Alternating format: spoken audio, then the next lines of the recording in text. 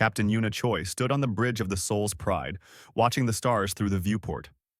New Jeju colony stretched below, a beautiful blue and green world that reminded her of Earth. 4 million people called this place home. Her husband and daughter were down there, probably having breakfast at their apartment near the coast.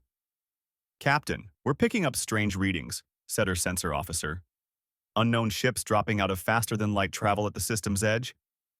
Yuna frowned. They weren't expecting any visitors. "How many ships?" 12. No, 20. "Captain, it's a whole fleet. At least 50 vessels." Her stomach tightened. "Send a greeting message on all frequencies. Let them know this is human territory." The communications officer worked quickly, then looked up with confusion. "No response, Captain. They're not even acknowledging our hails." Yuna watched the tactical display as the unknown ships moved closer. They were massive, far larger than anything humanity had built. Their design was strange, with curved hulls covered in what looked like organic armor. She had never seen ships like these before. "Get me Admiral Park at Earth," she ordered, "and raise our shields. Charge all weapons." The Soul's Pride was a defense frigate, designed to protect colonies from pirates and asteroids. Against a fleet of unknown warships, it would be like a child facing a tiger. But it was all New Jeju had. The alien fleet continued its approach. Still no communication, still no response to humanity's attempts at contact.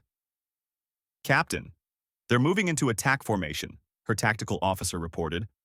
Yuna's hands gripped the armrests of her command chair. "Sound general alarm. Get every civilian ship away from the orbital stations. Evacuate everyone you can." Sirens wailed throughout the ship. Below, on New Jeju, people would be looking up at the sky, wondering what was happening. Her daughter would be scared. Yuna forced the thought away. She had to focus. The lead alien ship finally responded, but not with words. A beam of pure energy lanced out, striking New Jeju's main orbital station. The structure, home to 15,000 people, exploded in a flash of light. Metal and bodies scattered into space. "They're firing on civilians," someone shouted. Yuna felt ice in her veins. "All ships, return fire. Get those evacuation transports loaded now." The Soul's Pride opened up with its railguns and plasma cannons. The projectiles struck the alien ships but barely scratched their shields. It was like throwing rocks at a fortress. More energy beams lashed out. Another orbital station died. Then another. Thousands of people vanished in seconds. "Get me those transports," Yuna screamed. "Every ship that can fly, get them out of here." Her crew worked desperately. Cargo ships, passenger liners, even private yachts began loading refugees. But there wasn't enough time. There would never be enough time. The alien fleet moved into position above New Jeju. Yuna watched in horror as they began bombarding the planet's surface. Cities that had taken decades to build disappeared under waves of fire. Forests burned, oceans boiled. The beautiful blue-green world turned red and black. "Captain, we need to leave," her executive officer said quietly. "We can't help them. We need to survive to warn Earth." Yuna stared at the planet. Her home. Her family. Everything she loved was down there, dying. "How many did we save?" she whispered. 1.3 million on the evacuation ships. "But Captain, there are still—" "I know." She knew exactly how many were still down there. 3 million people. "Get us out of here. Jump to Earth as soon as we're clear." The Soul's Pride turned away from New Jeju. As they prepared to jump to faster-than-light speed, the aliens sent a message. It came through on all frequencies, in perfect human language. "Primitive species of Earth, you have been selected for incorporation into the Vermilion Dominion. You will surrender all your worlds and technology. You will serve the Empire. You have one day to accept these terms. Refuse, and you will be exterminated like the vermin you are." The message ended. The Soul's Pride jumped to faster than light, leaving New Jeju burning behind them. Yuna sat in her command chair, tears streaming down her face. Around her, her crew wept openly. They had failed. They had saved some, but millions had died. The aliens had given them no warning, no chance to negotiate. They had simply attacked. The journey to Earth took 6 hours. When they arrived, Yuna was met by Admiral Dong-hyun Park, the commander of Earth's Unified Defense Force. He was a hard man, a veteran of the Mars Rebellion 20 years ago. But when he saw the footage from New Jeju, his face went pale. 4 million people, he said quietly. They killed 4 million people and then gave us a day to surrender. The Defense Council gathered in emergency session. Politicians, generals, scientists, and colony representatives filled the room. They all watched the recording of New Jeju's destruction. They all heard the Dominion's ultimatum. We should negotiate, one counselor suggested. Maybe we can reach an agreement. They didn't negotiate with New Jeju, Yuna said, her voice hard. They just killed everyone. Then what do you propose? Another counselor asked. We can't fight them. You saw their ships, our weapons barely touched them. Admiral Park stood up. I've been reviewing our military assets. We have 200 warships, another 500 support vessels, and defensive installations on 47 worlds. Against the Dominion's fleet at New Jeju alone, we would lose. Silence filled the room. So we surrender? Someone asked. Park's expression was cold. No, we fight. Because if we surrender, they'll kill us anyway. They'll make us slaves or cattle or worse. At least if we fight, we die as humans. There has to be another way, a counselor protested. Yuna stood up. Everyone turned to look at her. She was still in her uniform, still covered in soot and blood from the battle. There is no other way, she said. I watched them murder my daughter, my husband, everyone I loved. They did it without warning, without mercy, without hesitation. These aliens don't negotiate. They don't compromise. They conquer or they kill. She looked around the room at the frightened faces. The Dominion thinks we're primitive, weak, easy prey. They think one attack will make us surrender. She smiled, and it was a terrible smile. They're about to learn they made a mistake. They're about to learn what humans do when you threaten our families. Admiral Park nodded. The Council will vote, but I already know what humanity's answer will be. He was right. The vote was unanimous. Earth's response to the Dominion went out on all frequencies, broadcast to every human colony and into deep space where the Dominion could hear it. This is Earth. We have received your ultimatum. Our answer is no. We will not surrender. We will not serve. If you want our worlds, come and take them. We'll be waiting. The Dominion received the message. War Commander Thaxilor laughed when he heard it. These primitives were choosing extinction. So be it. He would crush them in weeks, take their worlds, and move on to the next conquest. He had no idea what was coming. None of them did. The Vermilion Dominion had conquered thousands of species over 12,000 years, but they had never fought humans before. They had never encountered a species that remembered every wound, that turned grief into rage, that would fight until their last breath and beyond. The Dominion thought they were starting a conquest. They were wrong. They were starting humanity's first real war, and they were going to lose. 3 weeks after New Jeju burned, War Commander Thaxilor led 800 warships toward human space. It was a massive fleet, more than enough to crush any primitive species. He had conquered 17 worlds with smaller forces. The humans would break quickly, he was certain. The Dominion knew everything about humanity. Or they thought they did. Their scouts had watched human colonies for months. They had seen small warships with weak shields and primitive weapons. They had seen soft colonies with civilians mixed among military bases. They had seen a species that seemed unprepared for real war. What the Dominion didn't know was human history. They didn't know about the 2 world wars that killed millions. They didn't know about the nuclear bombs or the chemical weapons or the terrible things humans had done to each other. They didn't know that humans had spent 10,000 years perfecting the art of killing other humans, and that peace had only come when everyone realized how dangerous humanity could be. The Dominion was about to get an education. Admiral Dong-hyun Park stood in Earth's command center, watching the Dominion fleet approach New Osaka Colony. The colony had been evacuated days ago. Only military personnel remained, and they knew what was coming. They're following the same pattern as New Jeju, his tactical officer reported. Moving in close, preparing for orbital bombardment. Good, Park said.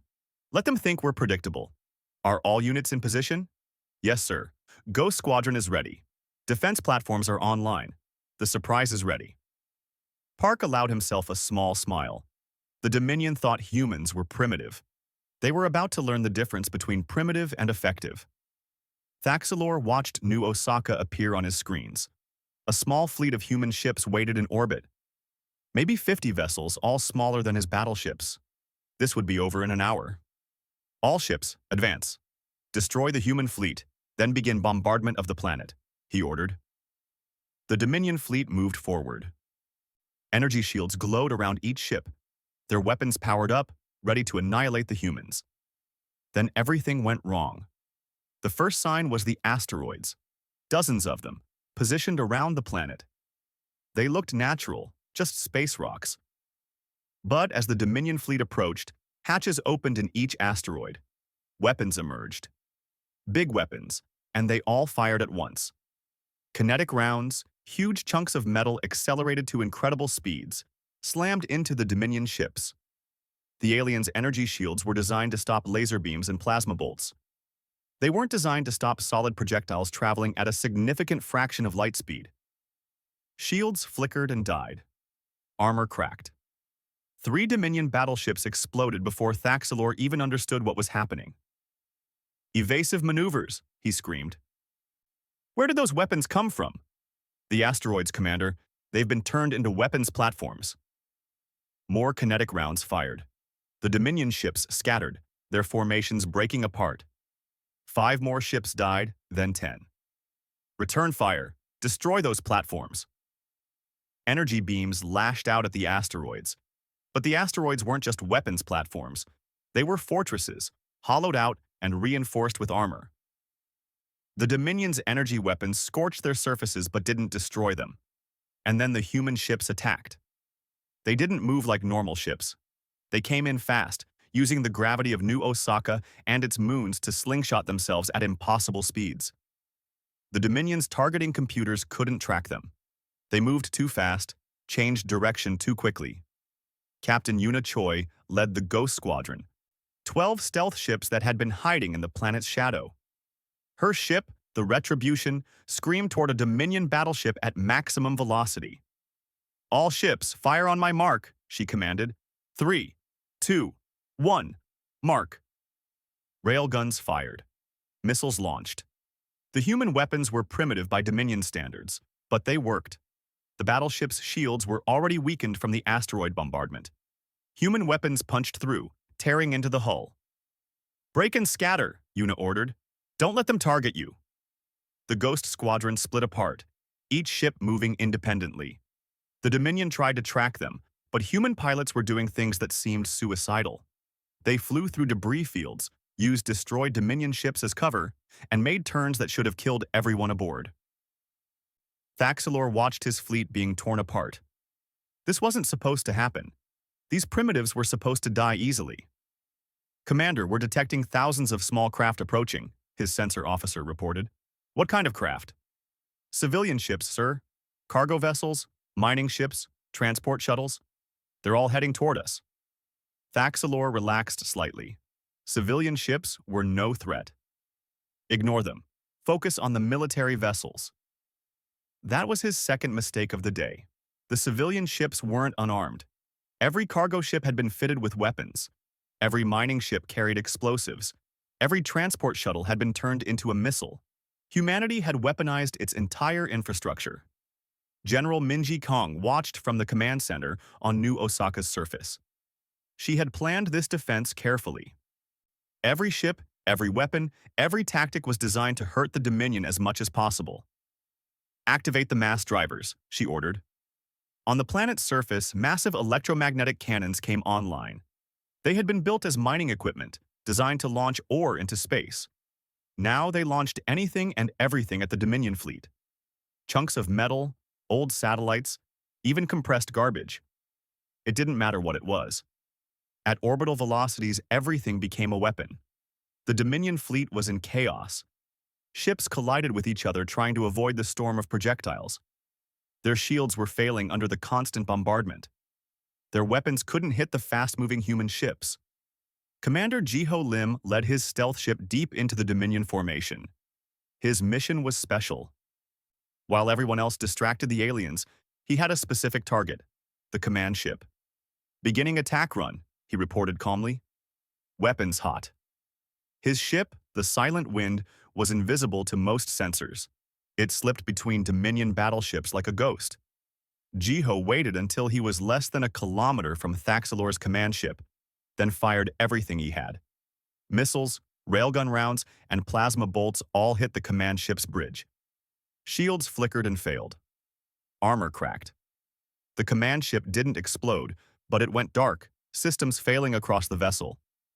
Thaxilor picked himself up from the floor. Emergency lights bathed the bridge in red. Half his crew was dead. His ship was dying. All ships retreat, he transmitted. Fall back to the rally point. The Dominion fleet broke and ran. They left behind 143 destroyed ships and thousands of dead.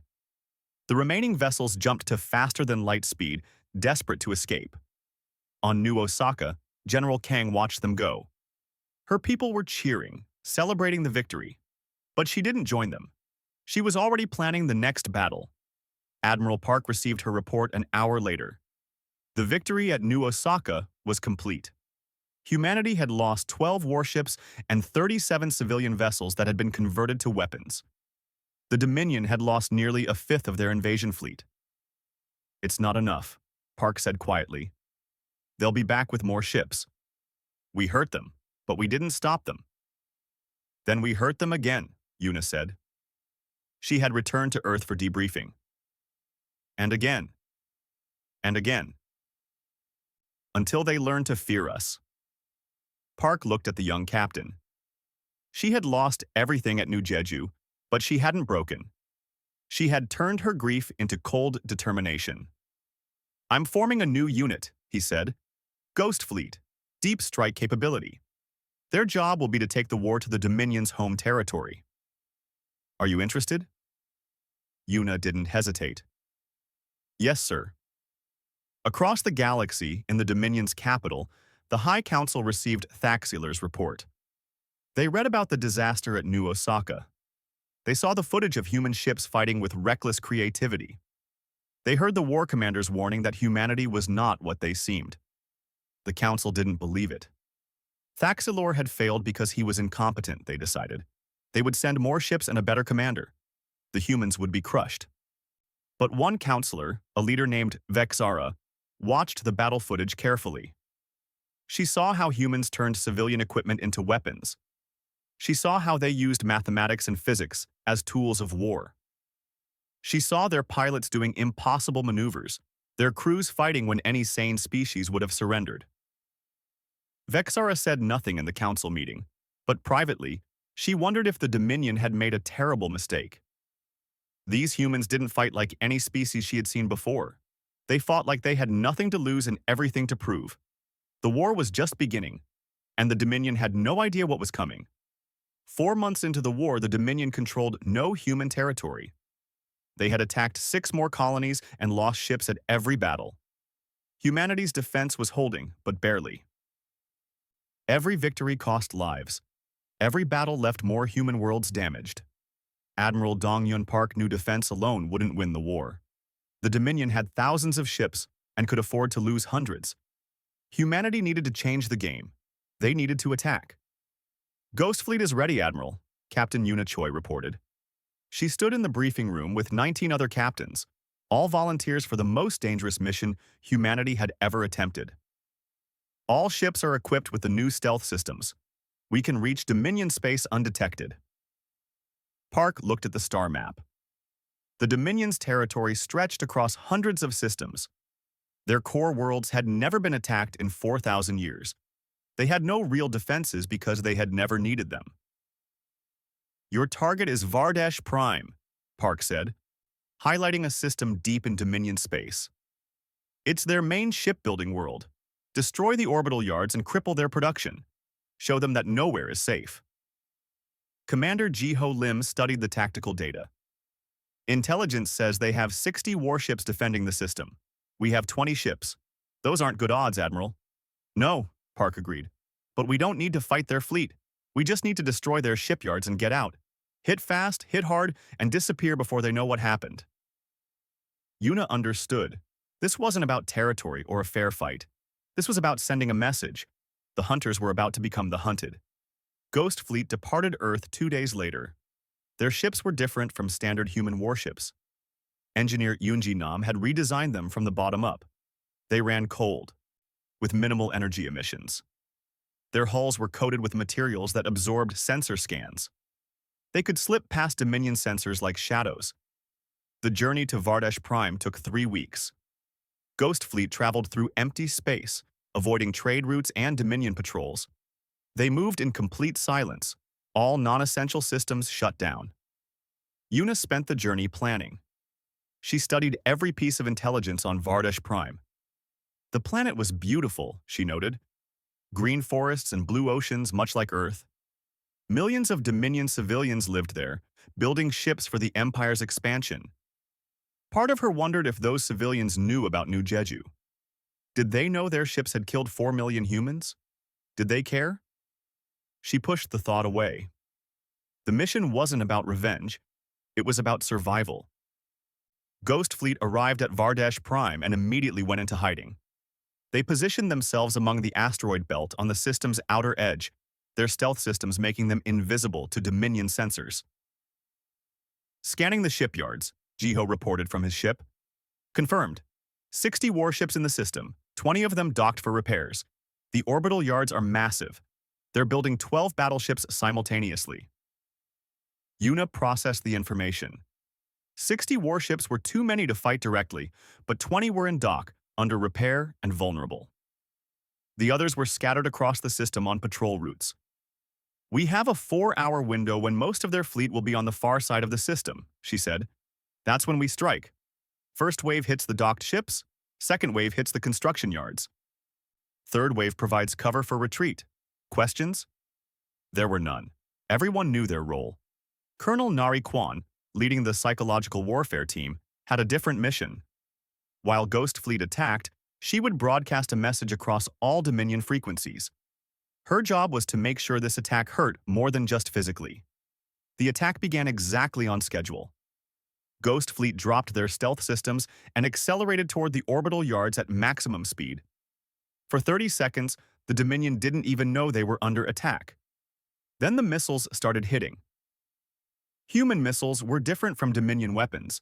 They were smart, capable of independent thinking and course corrections. They swarmed the docked warships like angry insects, overwhelming point defenses through sheer numbers. 20 Dominion battleships, caught unprepared in their docking cradles, died in the first 2 minutes of the attack. Second wave, go, Yuna ordered. Half of Ghost Fleet broke off and headed for the construction yards. These massive structures hung in orbit, each 1 kilometers long. Inside, partially built battleships sat in various stages of completion. Engineer Yoonji Nam's team had developed a special weapon for this mission. They called it the Cascade Bomb. It didn't just explode. It triggered a chain reaction in the shipyard's power systems, turning the entire structure into a bomb. 3 Cascade bombs struck 3 different shipyards. The results were spectacular. The yards didn't just explode, they tore themselves apart, their own power generators detonating in sequence. The 12 battleships under construction were destroyed before they ever fired a shot. Fighter Ace Commander Taemin. O led his squadron against the remaining yards. His pilots flew through debris and explosions, targeting critical systems with precision strikes. Yard 4 is down, someone reported. Yard 7 destroyed. All primary targets eliminated. But the Dominion fleet was responding now. The 40 warships still operational were converging on Ghost Fleet's position. They were angry and looking for revenge. Third wave, establish defensive perimeter, Yuna commanded. All ships, prepare to jump to faster than light as soon as the last ship is clear. The Dominion ships opened fire. Energy beams and plasma bolts filled space. Human ships dodged and weaved, returning fire with railguns and missiles. 3 human ships were hit, their shields failing under the Dominion's heavy weapons. Captain Yuna, the horizon is losing power, Jiho reported. They can't jump out. Yuna made the decision instantly. All ships, cover the horizon. We don't leave anyone behind. Ghost Fleet formed a protective shell around the damaged ship. They took hits meant for their injured comrade, shields flaring and armor scorching. But they held the line long enough for the Horizon's crew to make emergency repairs. "We're ready," the Horizon reported. "Jump drive online." "All ships, jump on my mark," Una said. 3, 2, 1. Jump. 20 human ships vanished, leaving Vardesh Prime burning behind them. The Dominion fleet found themselves shooting at empty space. Colonel Nariquan's broadcast went out across all Dominion frequencies as Ghost Fleet escaped. Her message was simple but devastating. People of the Vermilion Dominion. Today, humanity struck at Vardesh Prime. Your shipyards are destroyed. Your warships are burning. You think you are safe in your core worlds, protected by distance and power. You are wrong. Nowhere is safe. No one is untouchable. You started this war by killing 4 million innocent humans at New Jeju. Now you know how it feels to be attacked without warning. This is just the beginning. We are coming. The broadcast included footage of the attack. The Dominion's citizens watched their invincible warships explode. They saw their shipyards destroyed. They saw humans doing to them what they had always done to others. Fear spread across the Dominion like wildfire. In the capital, the High Council was in chaos. Vardesh Prime had been attacked. Their core territory, the heart of their empire, was no longer safe. How had primitive humans managed to strike so deep into Dominion space? "Impossible," one counselor shouted. "They don't have the technology for this." Vexara, who had warned about humanity's capabilities, spoke quietly. "Perhaps we underestimated what primitive means. They don't have our advanced technology, but they don't need it. They use what they have more effectively than we use what we have." "We need to retaliate," another counselor demanded. "Destroy one of their colonies. Show them the price of attacking us." "We already destroyed New Jeju," Vexara reminded them. "That's what started this. More attacks on civilians will only make them fight harder." The council ignored her and appointed a new commander, Krathinos, the Annihilator. He had exterminated 37 species and never lost a campaign. He would crush humanity. Krathanos studied the reports from Vardesh Prime and reached a different conclusion than the council expected. These humans weren't primitive. They were dangerous. They fought like they understood that the only way to win was to make their enemy afraid to fight. He decided to respond with fear of his own. Back at Earth, Ghost Fleet returned as heroes. They had lost 2 ships but accomplished the impossible. They had struck at the heart of the Dominion and survived. Admiral Park congratulated them personally. "You've shown the galaxy that humanity can fight back, but this war is far from over. Krathinos is coming, and he won't make the same mistakes as his predecessors." Una knew he was right. The Dominion would escalate. The war would get worse before it got better. But now humanity had something it didn't have before: momentum. They were no longer just defending. They were fighting back. And every species in the Dominion that had been conquered, every slave race that had suffered under their rule, was watching. They saw humans doing what they had never dared to do. They saw the mighty Dominion bleeding. Ambassador Jiwan Shin, working in secret, made contact with several of these conquered species. Her message was simple: humanity remembers New Jeju. We fight not for conquest but for freedom. When we win, we will remember who stood with us. Seeds of rebellion were being planted. The Dominion's empire, so strong for so long, was beginning to crack. And they had no one to blame but themselves. Krathinos, the Annihilator, earned his name through simple brutality.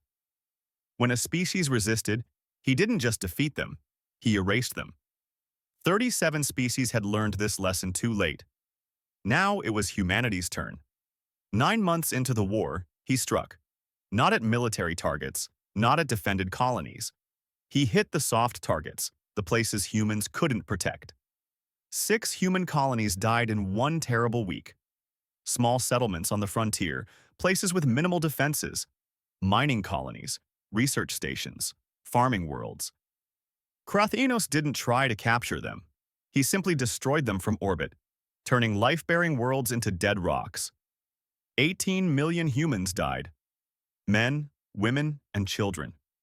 Scientists and farmers, teachers and artists. All gone. Admiral Dong-Yun Park received the reports in Earth's command center. He watched the footage of burning colonies, of desperate evacuation attempts that came too late. He read the names of the dead, knowing each one had been a person with dreams and families. "He's forcing us to choose," General Minji Kong said. "We can defend our core worlds or protect the frontier colonies. We can't do both." "That's the point," Park replied. "He's trying to break our will to fight." But Krath Enos had miscalculated. He thought killing civilians would make humans surrender. Instead, it made them furious. The Defense Council met in emergency session. The mood was dark. Everyone had lost someone in the attacks. Private Minho Han, a young soldier who had survived 3 battles, stood as a witness. He had been on leave at one of the destroyed colonies, visiting family. He was the only survivor. "They didn't target military bases," Minho said, his voice hollow. "They targeted schools and hospitals. They wanted to kill as many people as possible." Dr. Soman Lee stood next and presented her research. She was a bioweapon specialist, one of humanity's best scientists. Her hands shook as she displayed her data. "I've developed a weapon," she said. "It targets Dominion biology specifically. Their genetic structure has markers that we can exploit. This weapon would spread like a virus through their population. It would kill billions." Silence filled the room. "It would spare the conquered species in their empire," Dr. Lee continued. "Only pure-blooded Dominion citizens would die. We could end this war in months. By committing genocide," someone said. "They're committing genocide against us," General Kang snapped. 18 million dead in 1 week. How many more will die if we don't use every weapon we have? The debate raged for hours. Some argued that using the bioweapon was justified. The Dominion had struck first. They had killed civilians deliberately. Humanity had the right to defend itself by any means necessary. Others argued that using such a weapon would make humanity no better than the Dominion. It would be mass murder, the killing of billions, including civilians who had no part in the war. Captain Yuna Choi sat quietly through most of the debate. Everyone knew her story. She had lost her family at New Jeju. If anyone had the right to demand revenge, it was her. Finally, Admiral Park asked her directly, "Captain Choi, as representative of the colonies, you have a vote on this. What is your decision?" Yuna stood. Everyone turned to look at her. She was thin now, worn down by months of combat and grief, but her eyes were clear. "I want to use it," she said. "Every day I wake up thinking about my daughter. I remember her laugh, her smile, and I remember watching her die when New Jeju burned. Part of me wants to kill every Dominion citizen in the galaxy, to make them feel the pain I feel." She paused, gathering her thoughts. "But my daughter was 7 years old. She liked to paint pictures of flowers. She wanted to be a doctor and help people. And I know with absolute certainty that she would hate what we're talking about doing. She would hate me for even considering it." Tears ran down Yuna's face, but her voice stayed strong. "The Dominion killed my family and made me want revenge. But if I take that revenge by killing billions, what am I? What does that make humanity? We become exactly what they think we are. We become the monsters." She looked around the room at the faces of people she had fought beside, people who had lost as much as she had. "New Jeju was my home. 4 million people died there. But they died as humans, as people who believed life had value. If we use this weapon, if we commit genocide, then everyone who died will have died for nothing, because we won't be human anymore." She sat down. The room was silent. General Kang spoke. "I respect your position, Captain, but we're losing this war. Every day we delay costs more lives. We need to be practical." "Then let me offer a practical solution," Ambassador Jiwon Shin said. She had been working in secret for months, and now she revealed what she had accomplished. "I've been in contact with 23 conquered species within the Dominion Empire. They hate their masters. They want freedom. I've been providing them with weapons, training, and support. They're ready to rebel." She displayed a star map showing Dominion territory. Red dots marked rebellious worlds. There were hundreds. "If these species rise up simultaneously, The Dominion will have to choose, fight us or suppress their own slaves. They can't do both. We can win this war without becoming genocidal monsters. Admiral Park studied the map. This could work, but it means coordinating rebellions across hundreds of worlds. The timing has to be perfect. It will be, Jiwon promised. I've been planning this for months. The vote was called. In the end, humanity chose mercy over revenge. The bioweapon was locked away, never to be used. Instead, they would support the rebellions and hope it was enough. But Krathenos wasn't finished. He learned about humanity's refusal to use the bioweapon through captured intelligence. It confirmed his belief that humans were weak, soft. He decided to push harder. He assembled a weapon called the Planet Killer, a device that could destroy a world's core and tear the planet apart. His target was Earth itself. He would end humanity in one strike. His fleet prepared to jump to Earth's system. The Planet Killer was loaded and armed. Krathenos stood on his command ship's bridge, ready to give the order that would end humanity forever. Then his crew mutinied. It started with one officer, a Dominion citizen who had grown sick of the killing. She had watched the footage of New Jeju and the other destroyed colonies. She had seen children dying and wondered what kind of empire she served. "Commander, I can't do this," she said. "You have your orders," Krathenos replied coldly. "I'm not following them." She drew her weapon. Within seconds, half the bridge crew had joined her. They had seen enough death. They had lost friends and comrades fighting humans who refused to surrender. They had watched their empire become a machine that only knew how to kill. The mutiny spread through the fleet.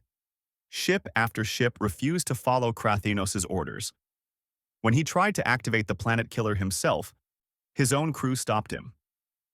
The mutineers killed Krathenos and took control of his fleet. They broadcast a message to both humanity and the Dominion. "This is Counselor Vexera. I am seizing control of this fleet and requesting immediate ceasefire negotiations.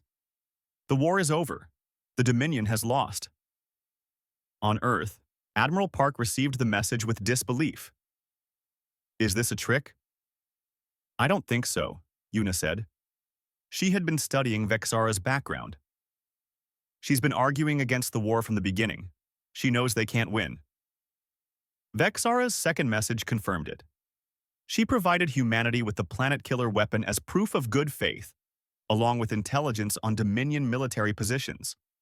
"We attacked you without provocation," Vexara's message said. "We killed millions. We expected you to break or to become like us. Instead, you remained human. You chose mercy when you could have chosen genocide. You defeated us not with superior weapons, but with superior spirit." The Dominion's High Council, realizing their empire was collapsing, had no choice but to agree to negotiations. But the war wasn't quite over. The rebellions that Ambassador Jiwon Shin had organized were in full swing. Across 300 worlds, conquered species rose up against their Dominion masters. They fought with human weapons and human tactics, and they won. Marine Commander Hyunwoo Song led combined human and alien forces in liberation campaigns. It was strange, fighting alongside species that had been enslaved by the same empire that had attacked humanity. But it felt right. This was what the war should have been about. Freedom, not revenge. 10 months after New Jeju, the Vermilion Dominion formally requested peace talks.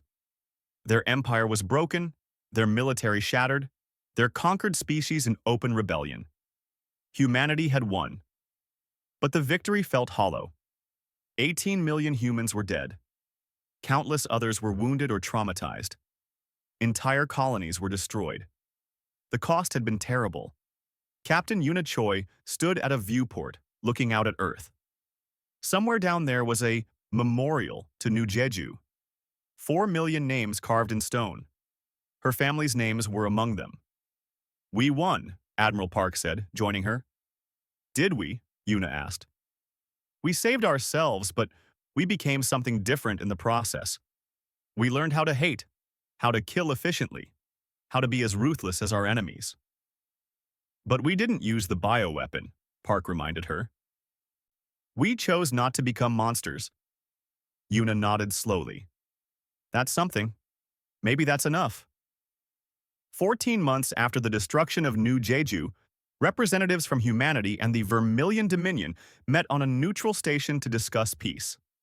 The Dominion expected harsh terms. They had lost the war completely. Their empire was falling apart. Conquered species were declaring independence every day. Their military was a shadow of what it had been. Admiral Donghyun Park led the human delegation. He was tired, wearing the weight of 18 million dead on his shoulders. Across the table sat what remained of the Dominion High Council, including Councillor Vexera, who had led the mutiny that ended the war. "We are prepared to surrender unconditionally," the lead Dominion councillor said. His voice was hollow, defeated. "We acknowledge our crimes against humanity. We await your judgment." Park looked at them for a long moment. These beings had ordered the deaths of millions. They had started a war of extermination. Now they sat before him, broken and afraid. Part of him wanted to see them suffer. Part of him wanted revenge for every human who had died. But he remembered what Captain Yuna Choi had said about not becoming monsters. "Unconditional surrender is not what we want," Park said finally. "We want something better. We want peace that lasts." He presented humanity's terms. The Dominion councillors read them in silence, expecting each line to be worse than the last. Instead, they found themselves confused. The terms were strict, but not vengeful. The Dominion military would be dismantled. All conquered species would be granted immediate independence. War crimes tribunals would be held, but with human judges applying fair standards, not executioners seeking revenge. The Dominion would pay reparations, but not to humanity. The payments would go to the species they had enslaved for thousands of years. "You're not demanding our territory?" one counselor asked in disbelief. "We don't want your territory," Park replied. "We want you to stop conquering others. We want you to learn to coexist instead of dominate." "But we killed millions of your people. We tried to exterminate your species. You could destroy us now and no one would blame you." "No one except ourselves," Park said. "We didn't fight this war to become like you. We fought to stop you from being what you were." There was one final term, and Captain Yuna Choi presented it. She had been promoted to admiral after the war, recognized for her courage and leadership. She stood before the Dominion councillors and spoke with quiet intensity. "Every Dominion citizen will study human history," she said. "You will learn about our wars, the terrible things we did to each other, the genocides we committed, the weapons we created. You will learn that we were once as cruel as you are now." She paused, letting that sink in. "And then you will learn how we changed. How we decided that strength wasn't about conquering others, but about protecting them. How we chose to be better than our worst impulses. You have one generation to learn this lesson. If you fail, if you return to your old ways, we will come back. And next time, we won't be merciful." The Dominion councillors signed the treaty. They had no choice, but more importantly, they had no desire to continue the war. They had seen what humans were capable of when pushed. They had no wish to see it again. The signing of the peace treaty was broadcast across the galaxy. Conquered species celebrated their newfound freedom. The Dominion's former subjects watched in amazement as humanity demanded justice for them, not just for themselves. 5 years later, Councillor Vexara stood in a Dominion school teaching the required human history course. Her students were young, born during or just after the war. They had grown up hearing stories about the terrible humans who had defeated the mighty empire. "Teacher, why did the humans spare us?" one student asked. "We killed so many of them. We tried to destroy them completely. Why didn't they do the same to us?" Vexara had expected this question. She had thought about it every day since the mutiny. "Because they learned something we never did," she said. "They learned fear. Not the fear of death, which we understand, but the fear of becoming monsters. The fear of losing themselves." She displayed images from human history on the classroom screen. Wars, bombs, concentration camps. Terrible things that humans had done to each other. "Humans spent thousands of years fighting each other," Vexara continued. "They created weapons that could destroy their own world. They committed atrocities that killed millions. And then they looked at what they had become and decided to change. But we never changed, another student said. We conquered for 12,000 years and never stopped. Exactly, Vexara agreed. We never looked in the mirror. We never questioned if we were the villains. The humans forced us to see ourselves as we truly were. And what we saw was not noble conquerors. We saw ourselves as bullies who had never been challenged. She showed footage from the Battle of New Osaka, where human ships had fought with desperate creativity. Then footage from Vardesh Prime, where Ghost Fleet had struck at the heart of Dominion space. The humans didn't defeat us with superior technology, Vexara said. They defeated us with superior wisdom. They knew when to fight and when to show mercy. They knew the difference between strength and cruelty. On Earth, a different ceremony was taking place. The new Jeju Memorial had been completed, a massive structure of stone and light. 4 million names were carved into its walls, each one a person who had died when the Dominion attacked. Admiral Yuna Choi stood before the memorial with Admiral Donghyun Park. Around them were representatives from 47 different species, all former subjects of the Dominion. They had come to honor the human dead and to thank humanity for their liberation. Do you think we did the right thing? Park asked quietly. Showing mercy to the Dominion? Yuna looked at her daughter's name, carved into the memorial wall. She thought about what her daughter would have wanted if she had lived to see the end of the war. I don't know if it was right, she admitted, but it was human. We could have killed billions in revenge. We could have enslaved the Dominion like they enslaved others. But we didn't. We chose to be better. Some people say we were too soft, that we should have punished them more harshly. Some people will always say that. Yuna touched her daughter's name gently. But I think about all the species that are free now because we won. All the children who will grow up without knowing slavery. All the worlds that won't be conquered. That's worth more than revenge. A representative from one of the freed species approached them. She was from a race that had been enslaved by the Dominion for 3,000 years. Her people had no words to express their gratitude to humanity. Your people suffered terribly, she said to Yuna, yet you fought not just for yourselves but for all of us. Why? Yuna thought about how to answer. Finally, she said, because we remembered. We remembered what it felt like to be attacked without warning. We remembered the pain of losing our families, and we decided that no one else should have to feel that pain if we could prevent it. The memorial's eternal flame burned brightly, visible from orbit. It was not a flame of hatred or revenge. It was a flame of memory and hope. Remember the dead by living better.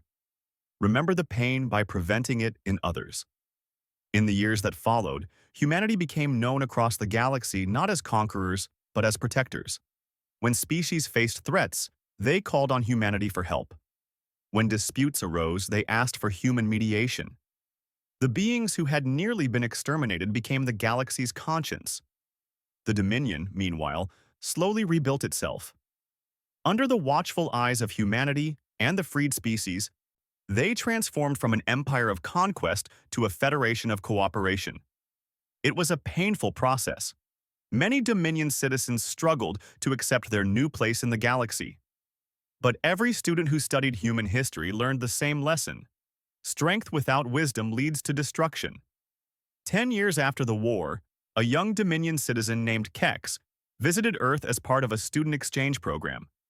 She stood at the new Jeju Memorial, reading the names of the dead. 18 million humans had died in the war her people had started. Admiral Yuna Choi, now retired from military service, found her there. It's overwhelming, isn't it? Yuna said gently. Seeing all those names. I don't understand, Keck said, tears in her eyes. We killed so many of your people. We tried to destroy you. Why don't you hate us? Yuna looked at the memorial, at the name of her daughter. Some humans do hate you, she admitted. The pain doesn't just disappear. But hate is easy. It's forgiveness that's hard. It's choosing to build something better instead of destroying what's left. My teacher, Vexara, says humans taught us to fear becoming monsters. Is that true? Yes, Yuna said. We fought the war not just to survive, but to remain human, to keep our souls even when everything pushed us to lose them. The Empire chose to strike humanity and learned fear the hard way. But not fear of our weapons. Fear of what happens when you force someone to show you how terrible they can be, and they choose to be kind instead. Kex looked at the memorial's eternal flame. I want to understand. I want to make sure we never do this again.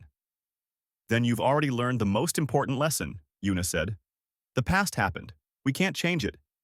But we can choose what we do next. That's what being truly strong means. As the sun set over the memorial, thousands of people gathered for the annual remembrance ceremony. Humans and aliens stood together, remembering the dead and celebrating the peace that had been won. The war had cost 18 million human lives and untold suffering. But from that tragedy had come something unexpected. A galaxy that learned the difference between power and wisdom, between conquest and cooperation, between revenge and justice. The Vermilion Dominion had chosen to strike humanity and learned fear the hard way.